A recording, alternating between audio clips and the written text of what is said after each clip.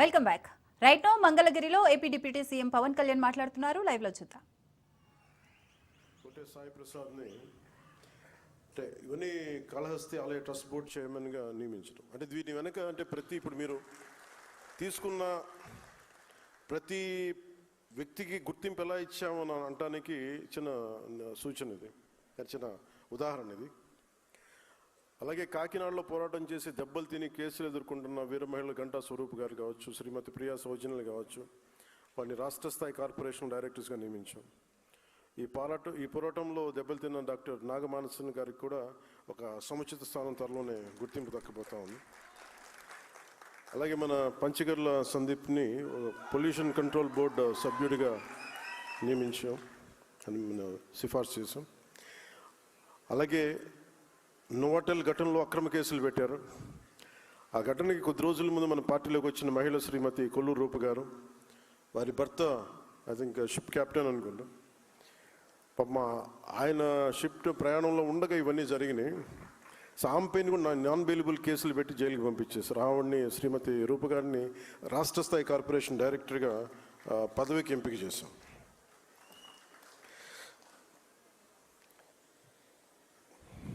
అలాగే పార్టీ నుంచి తొలి నుంచి క్షేత్రస్థాయిలో పనిచేస్తున్న శ్రీ గేదెల చైతన్య గారికి, దాసరి రాజు గారికి, గర్భాన సత్యబాబు గారికి, ఆర్డిఎస్ ప్రసాద్, శ్రీ గుండుబోగుల నరసింహారావు, శ్రీమతి ప్రశాంతి, శ్రీ మండల రాజేష్, తోళ్ల మంజునాథ్, కుమ్మరి నాగేంద్ర గారు లాంటి వారందరికీ కూడా ఈ పదవులు దక్కాయి. అలాగే పార్టీ తరపున సోషల్ మీడియాలో స్వచ్ఛందంగా పనిచేస్తూ సమావేశం నడుస్తుంటేనే ముఖ్యంగా పాయింట్ లోడ్ చేసి సోషల్ మీడియా కార్యకర్త శ్రీ నల్లే ప్రసన్న కుమార్ గారిని ఒక ఎంఎస్ఎంఈ కార్పొరేషన్ డైరెక్టర్గా నియమితులు. ఆయన కూడా ఊహించలేదు. అంటే ఎవరి సిఫార్సులు లేవు, ఏ నాయకుల సిఫార్సు లేవు, కేవలం వారు ఎలా పనిచేస్తున్నారు అనే దాని మీదే మనం దీన్ని గుర్తించి మరి తీసుకొచ్చాం.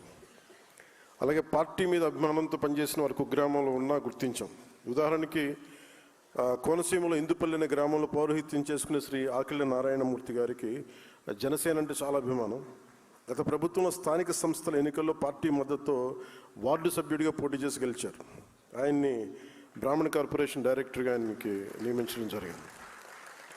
అలాగే పార్టీ కార్యక్రమాల్లో నిర్వహణ, టెక్నికల్, ఐటీ సపోర్ట్ వింగ్స్లో పాల్పంచిన శ్రీ పండిట్ మల్హోత్రా, ఉయ్యాల శ్రీనివాస్, మణిప్రియలకి వివిధ కార్పొరేషన్లో పదవులు వచ్చినాయి. ఉదాహరణకి పండిట్ మల్హోత్రా గారి గురించి మాట్లాడితే 19 ఎలక్షన్స్లో ఆయన పోటీ చేసినప్పుడు ఆయన నానా రకాల ఇబ్బందులు పాలు చేశారు. బెంగళూరులో సాఫ్ట్వేర్ ఉద్యోగంలో అంటే వచ్చి కూర్చొని బలంగా నిలబడి ఓడిపోయినప్పటికీ కూడా స్పిరిట్ కోల్పోకుండా ఆత్మస్థైర్యం నిలబడినందుకు ఆయనకి పదవి ఇవ్వడం జరిగింది. Party, IT, legal cells, doctors, legal programmes కమిటీల్లో కూడా బాధ్యతలు చేపట్టమని గుర్తించాం. సగటు పొజిషన్స్లో వారికి ఇవ్వడం జరిగింది. ఓటమి పాలైన పార్టీ కోసం నిలబడిన మహిళా నేతలు శ్రీ పాలవలసి శ్రీ గారికి ఘంటసాల వెంకటలక్ష్మి కార్పొరేషన్ చైర్మన్స్గా నియమించడం జరిగింది. శ్రీమతి టి రమాదేవి, శ్రీమతి రేఖా గౌడ్ను విజయవాడ శ్రీశైలం దేవస్థానం ట్రస్ట్ బోర్డుగా సభ్యులుగా బాధ్యతలు అప్పగించాం. ఉత్తరాంధ్రలో పార్టీ కోసం నిలబడి గిరిజన ప్రాంతంలో తిరిగిన కార్యకర్త శ్రీ వన్నెంరెడ్డి సతీష్ని విశాఖపట్నం జిల్లా గ్రంథాలయ సంస్థ చైర్మన్గా నామినేట్ చేశాం.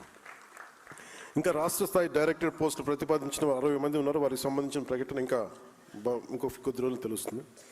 అలాగే జిల్లాలో బ్లాక్ స్థాయి అంటే agriculture technology management authority committee చైర్మన్లు, సభ్యులు నియామకం మొదలవుతూ ఉంది.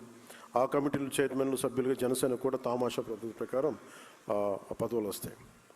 అలాగే జిల్లా గ్రంథాలయ సంస్థల సభ్యులుగా కూడా నియమం చేపడతా ఉన్నారు. అంటే ఇవన్నీ మీకు ఒకటి కాదు, రెండుగా చాలా ఉన్నాయి.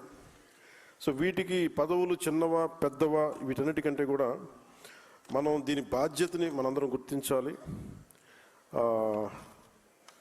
సో దానికి ఇంకొన్ని సంఘటనలు చెప్పి then I will come to the main contents. ఉదాహరణకి మన చిల్లపల్లి శ్రీనివాస్ గారు ఉన్నారు. ఈరోజు అరేంజ్మెంట్స్ అన్నీ వారి చేతుల మీదుగా జరిగినాయి. చిల్లపల్లి శ్రీనివాస్ గారికి మన భోజన సదుపాయాలు చిల్లపల్లి శ్రీనివాస్ గారు ఆర్గనైజ్ చేసింది. మనస్ఫూర్తిగా వారికి ధన్యవాదాలు తెలియజేస్తాను. అలాంటి వారికి మన ఏపీ ఎంఎస్ఐడిసి చైర్మన్గా వచ్చారు. ఆయన ఇన్ఫ్రాస్ట్రక్చర్ అంటే ప్రజలకి అలాగే రాష్ట్ర ఎంఎస్సి డెవలప్మెంట్ కార్పొరేషన్ గారి శివశంకర్ గారు కానీ, అలాగే టౌన్షిప్ అండ్